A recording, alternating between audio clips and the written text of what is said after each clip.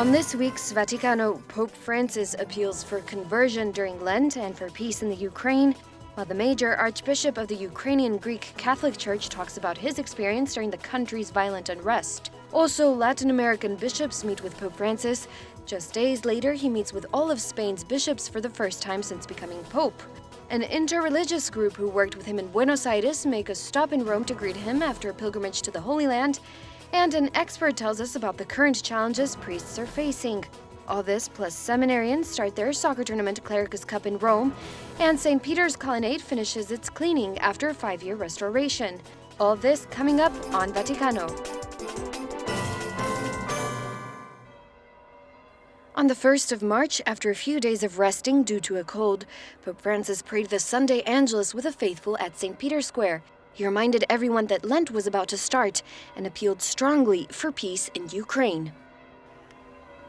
In questa settimana inizieremo la Quaresima, che è il cammino. Next week, Lent will start, which is the path of the people of God towards Easter, a path of conversion, of the battle against evil with the weapons of prayer, fasting, and mercy. Humanity needs justice, reconciliation, peace.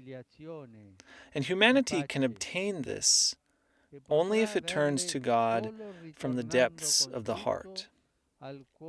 God is the fountain of everything. We all need God's forgiveness.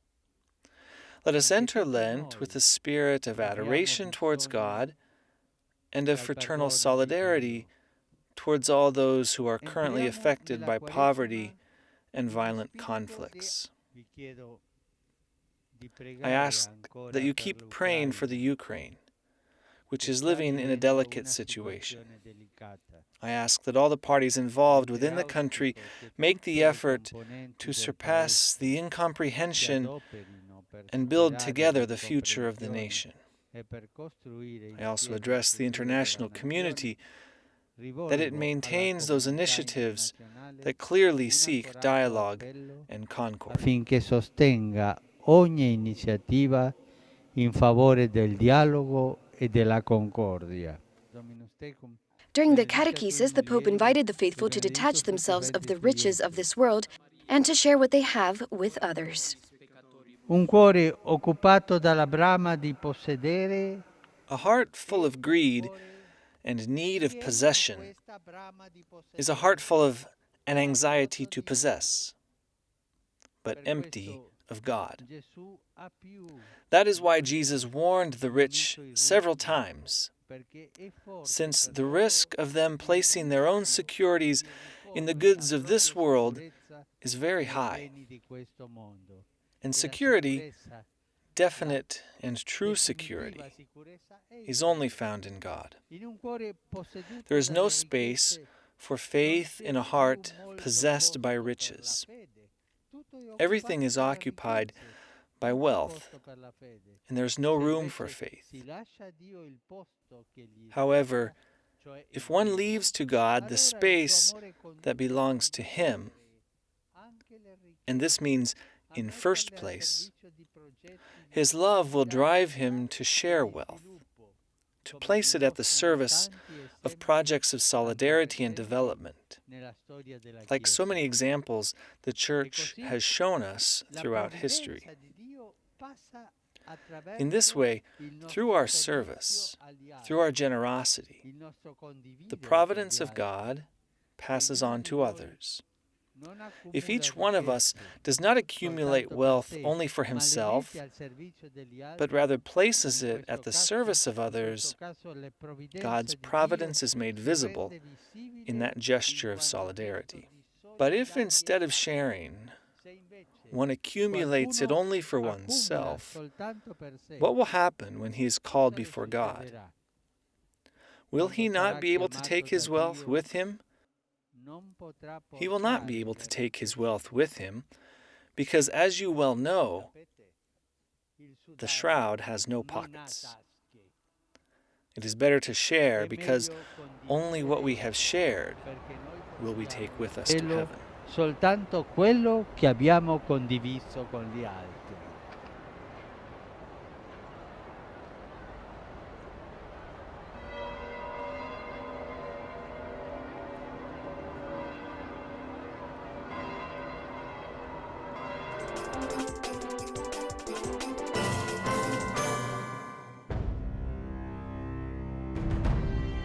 The Ukraine, a country where protests about pursuing inclusion in the European Union or staying close to Russia have divided the nation. The head of Ukraine's Greek Catholic Church spoke at Vatican Radio headquarters on the 25th of February to tell what he has been seeing.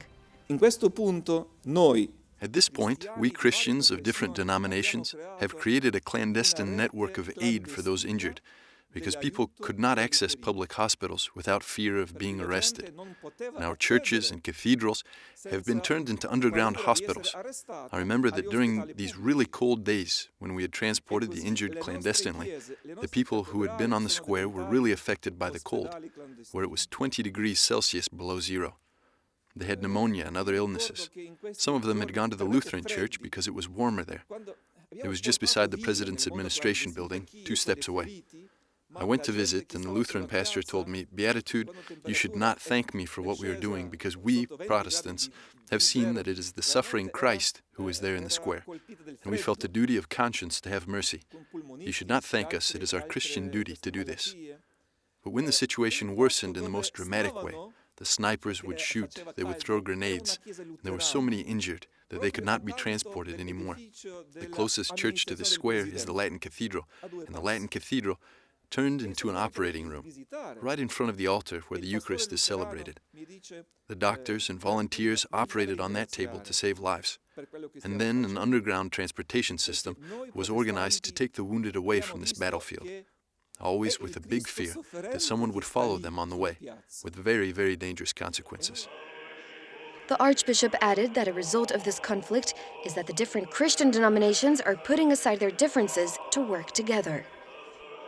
anche quando non siamo riusciti di We weren't able to come together quickly because the situation was changing every hour. Everyone was giving their own statement. And then when we came together, we compared our statements and realized that we had said the same things. I told my Orthodox Metropolitan brother, Antoni, that this means that we had been inspired by the same Spirit. The churches were mediators of peace. The Church, like a mother, was doing everything to save its children, covering them with its own cloak to save people's lives. Until recently, hundreds have been killed, thousands have been injured, and dozens have disappeared.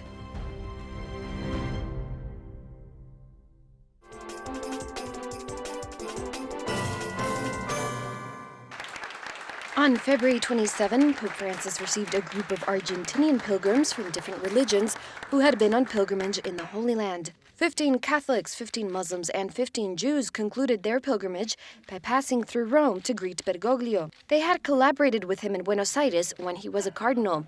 With this stop, the 45 participants wanted to express their best wishes to the pontiff for his upcoming trip to the Holy Land. They asked him to continue his ministry for peace. What you have done by visiting these holy places, synagogues, mosques, Christian temples, is a gesture of fraternity, and it sows a seed that is the culture of encounter that we all need to try and cultivate and carry forward, a seed that will do all of us good.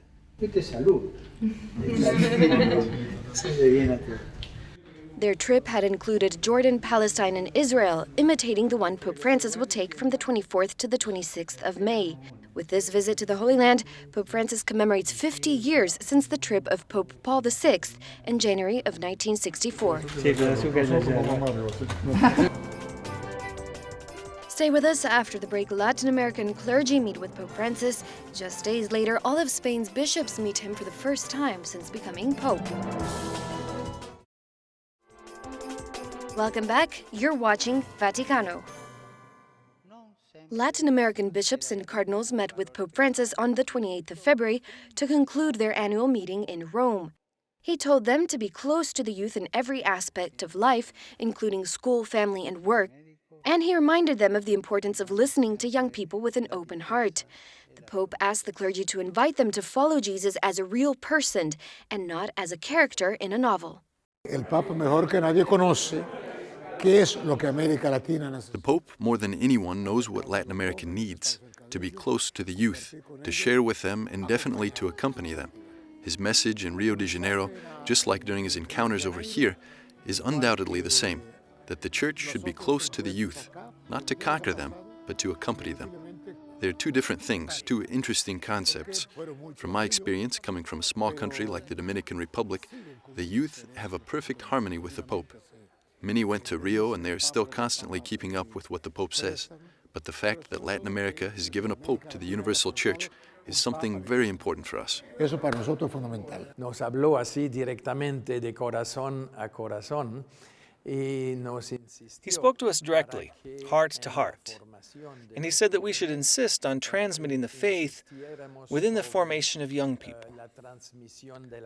But transmitting the faith means not only transmitting knowledge, but also some values and sentiments about the faith surrounding the figure of Jesus. He then told us that one has to channel the sense of utopia that young people have. One always looks for the meaning of life and dreams about how to improve the world. The Pope told us that we have to make an effort to channel that sense of utopia within the transmission of faith. This is an historical moment. I think that if the Church is living an extraordinary spring with Pope Francis, we owe it to Pope Benedict, who had the courage and the discernment in his prayer to say, I cannot take forward this ministry with efficiency. So it's better that I leave this position to someone younger and with more energy. So this gesture of renouncing, this freedom and detachment of Pope Benedict, is what opened the path for Pope Francis so that he could introduce a new style of papacy. Introdujera un nuevo estilo de papa.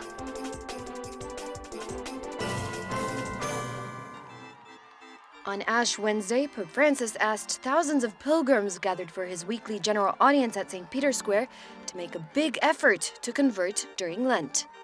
Queridos hermanos y hermanas, inicia hoy el miércoles de ceniza el itinerario cuaresmal. The Lenten journey that leads us to the celebration of the Easter Triduum, the memorial of our salvation, starts today, on Ash Wednesday. Lent is a strong time for conversion, to live baptism with greater depth. We are invited during this time to take on greater consciousness of the wonders that the Lord does for our salvation. Living baptism to the full will help us to not become accustomed to the difficult situations of misery, violence, poverty, or indifference towards God. Those are not Christian behaviors. They are comfortable behaviors that drug the heart. Lent is a time to recover the capacity of reacting to the reality of evil, for a personal and community renewal that draws us close to God, to adhere to His gospel with trust, to look at our brothers and the needy with new eyes. It is a suitable time to convert towards love for our neighbor, a love that generates an attitude of gratitude and of mercy with the Lord, who became poor to enrich us with His poverty. Al amor del prójimo, un amor que genera una actitud de gratitud y de misericordia con el Señor, que se hizo pobre para enriquecernos con su pobreza.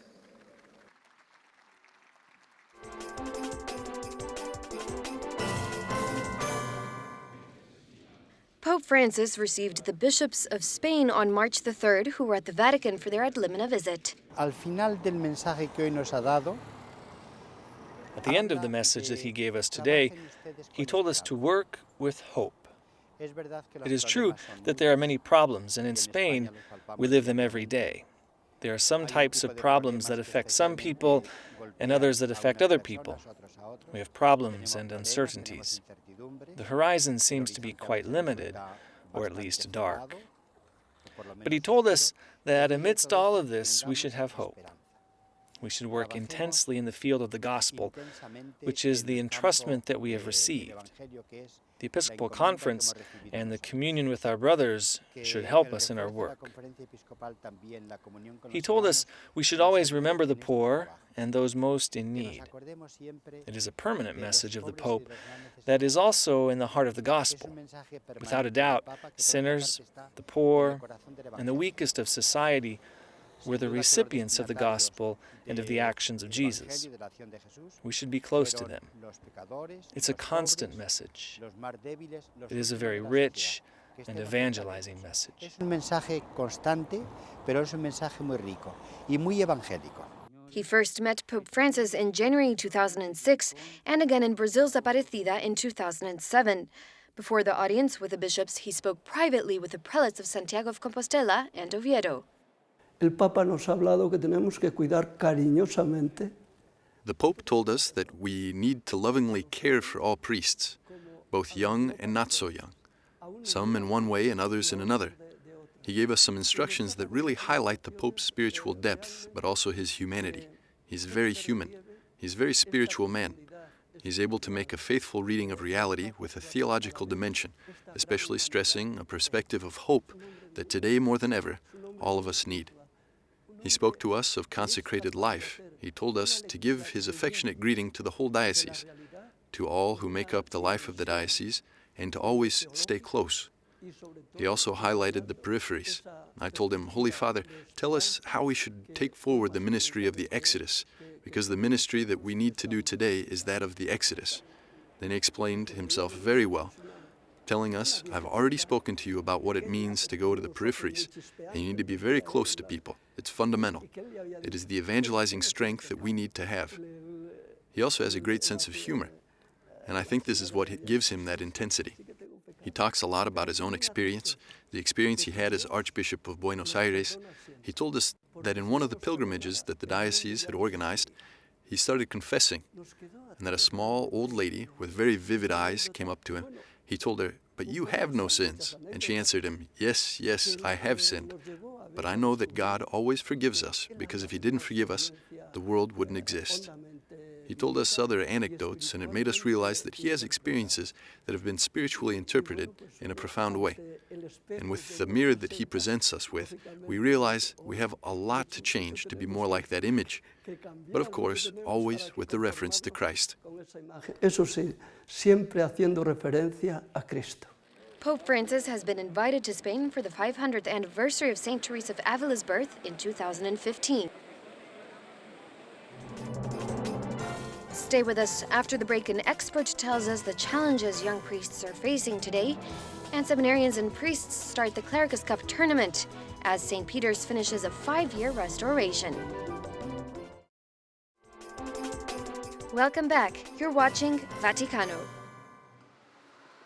This is the Pontifical Gregorian University, founded nearly 500 years ago by St. Ignatius of Loyola in Rome. The Jesuit university regularly invites guest speakers to talk about hot topics affecting the Catholic Church today. This time, a priest and psychologist came from Washington, D.C. to talk about the challenges priests are having to deal with. You know, all the research, including my own, shows that priests are happy. I mean, contrary to what might seem in the media today, the reality is that priests are happy. About 90% of priests will say that they're happy as priests. It's a very fulfilling life. Well, I think that the same basics are true of all of them. First of all, helping other people, serving people is always shown in the research to make people happier. Number two, being part of a community, a faith community, and worshiping with people and praying with people and loving people and having them love you is a wonderful gift. And of course, the deep spiritual life. The priests do have a spiritual life, as the research is showing, and it makes a difference. You know, having God in your life makes you happy. Following the scandal of sex abuse of minors by some priests, priestly celibacy is often being attacked in the media. It's been painted as a source of unhappiness for the priest. But Monsignor Rossetti says that Catholic priests today continue to be in favor of protecting it. My research clearly shows that the newer generation of priests, the younger guys, even more strongly support celibacy. So that mandatory celibacy is really going to disappear in the United States as a hot button issue if trends continue. The new cohort of priests are strongly supportive of it. Just a new generation. I think that the new generation of young men are strong. They are committed. I think the Holy Spirit's moving through them, and so they're a new generation for the new evangelization. Well, I think the sad events of the last decade or so have shown us the importance of human formation and human screening. And part of my course will be indeed to talk about healthy sexuality for a celibate. And the bottom line is one can indeed live a chaste celibate life and do so with happiness and joy. No serious researcher would say that celibacy results in child abuse. Right? There's just no connection between them. But each one of us, married, single, whatever, need to learn to integrate our sexuality in a way which is integral and honest with our vocations in life. And that's one of my challenges to work with priests today and seminarians, is to help them do that. Well, I think the church is really seeing the importance of human formation, better screening, better formation in sexuality, and better ongoing formation. And so when people live happy human lives, they're better priests and happier priests.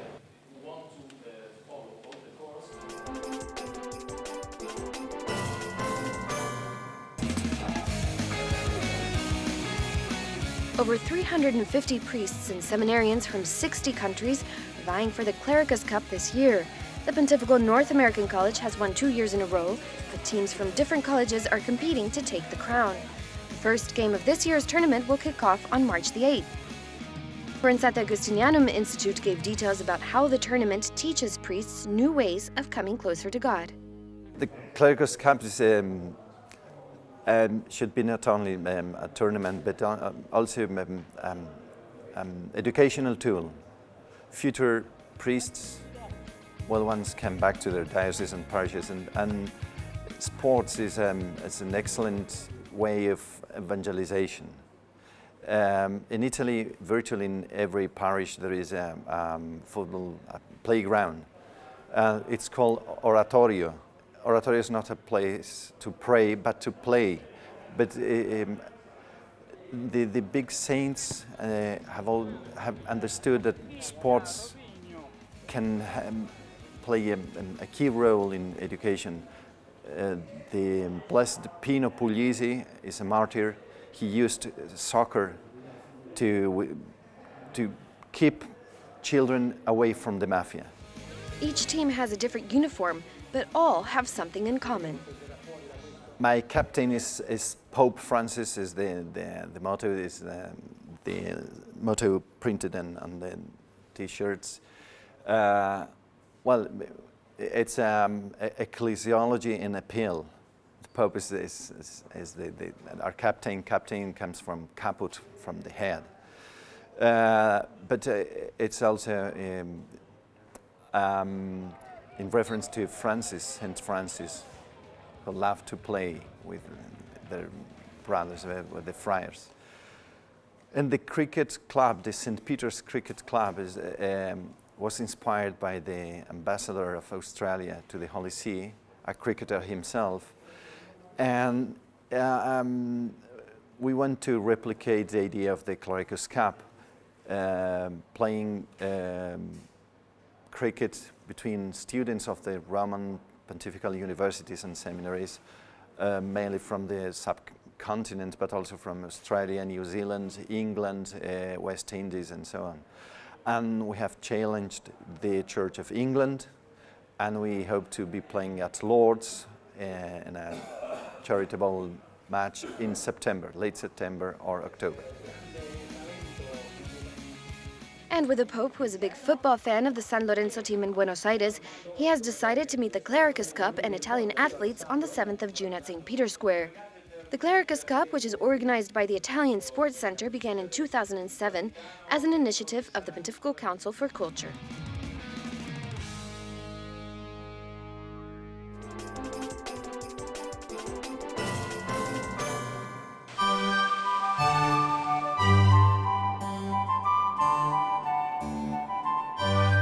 Hi, I'm Jan Benz for EWTN. I'm also working as a tour guide in Rome, and today I'm going to show you something special. We are here at St. Peter's Square, the big square in front of St. Peter's Basilica, the church built for the Apostle St. Peter, who was also the first pope. And this square has been freshly renovated.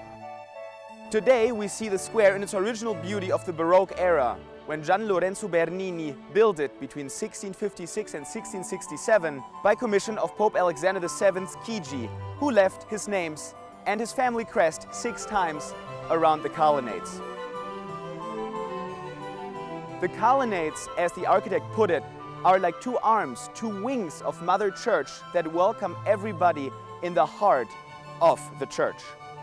This is equally true for faithful and non-believers who maybe for the first time see the radiant beauty of the good news of the gospel. In the center of the square, we see the huge 85 feet, 330-ton heavy obelisk, the second tallest in Rome, second only to the obelisk in front of the Lateran. The cross that is put on top reminds us of the victory of the gospel over ancient paganism. To either side of the elliptical square, we see 2 fountains, built in the late 17th century as an addition, introducing fresh water as an element into the square, also connecting water to baptism, the initial rite of Christianity. The restoration and cleaning project consisted in the meticulous hand cleaning of 284 columns, 92 pilasters, 140 statues of saints, 1,400 square meters of balustrade and 3,400 square meters of roof. The project was overseen by Antonio Paolucci, director of the Vatican Museums, and cost 14 million euros, which was only made possible by the generous givings of donors, among them the Knights of Columbus. So once more, the pillars radiate in the original beauty, and at dusk will capture the sunlight and immerse the whole St. Peter's Square into the typical atmospheric orange light of a Roman sunset.